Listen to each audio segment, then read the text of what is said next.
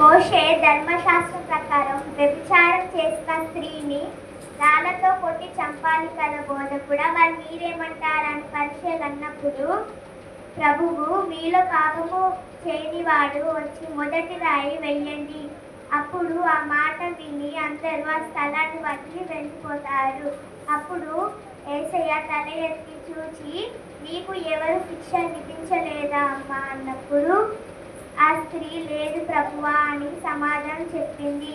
నేను కూడా నీ శిక్ష విధించను, ఇక మీదట నువ్వు పాపము చెయ్యకు అని దేవుడు ఆ స్త్రీని క్షమించాడు. ఈ లోకంలో కూడా ఎవరు నీతిమంతులు లేరు అని బైబిల్ చెప్తుంది.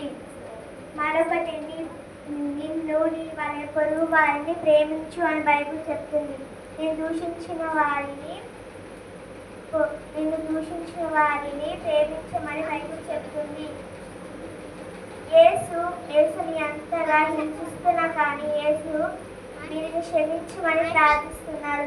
మన శత్రువులైనా, మన కీడు చేసే వాళ్ళైనా మనం క్షమించాలి. అప్పుడే యేసు ప్రభు యొక్క ప్రేమను వ్యాఖ్యానపరుస్తాం. ధన్యవాదాలు.